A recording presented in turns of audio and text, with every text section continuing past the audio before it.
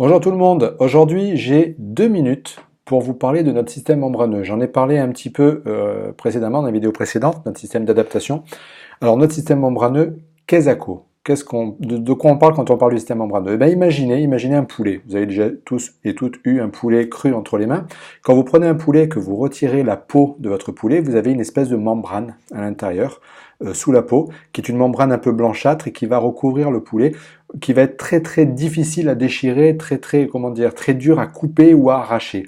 C'est ce qu'on appelle les fascias, le système membraneux. Notre corps est entièrement tapissé de ce système membraneux sur différentes couches, superficielles, moyennes, profondes. Et ça va recouvrir un petit peu tout ce qui existe. Ça va recouvrir nos muscles, la réunification de toutes ces membranes au niveau de nos différentes fibres musculaires vont s'accoler pour pouvoir donner ensuite les tendons. Et puis ces membranes vont tapisser un petit peu tous les organes. C'est ce qui va donner la plèvre, le péritoine, etc., etc. Tout ça, c'est notre système membraneux. C'est cette espèce de membrane blanche qui va recouvrir un petit peu tout ce qu'on a à travers du corps.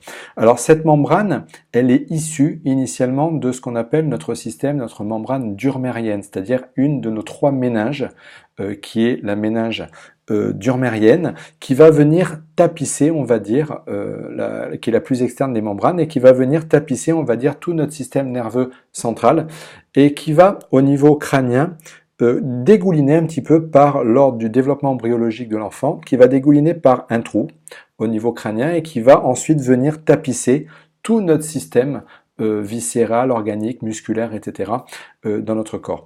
Imaginez, pour pouvoir le visualiser, imaginez une espèce de masse un petit peu comme une bougie, et puis vous mettez une source de chaleur et puis ça va couler, et en coulant ça va recouvrir un petit peu tout ce qui existe. En dégoulinant, cette membrane va venir recouvrir, on va dire, nos poumons, va former la plèvre, le péritoine au niveau du cœur, et puis va descendre et va former au niveau viscéral tout ce qui est donc les membranes viscérales, va venir recouvrir le foie, l'estomac, la rate, le pancréas, et les réunifications de ces 2 membranes d'un foie, d'un estomac, va venir créer en fait un tendon entre le foie et l'estomac, etc., etc. C'est tout ce système membraneux qui va être en fait notre clé d'adaptation posturale et émotionnelle. Et ce système membraneux va avoir une certaine mobilité. Il n'est pas extensible, c'est un petit peu comme une corde, on ne peut pas l'étirer, il n'est pas extensible, il n'est pas plastique non plus, il est assez rigide, mais assez souple en même temps, et donc c'est lui qui va permettre à notre corps de pouvoir s'adapter. Et en fonction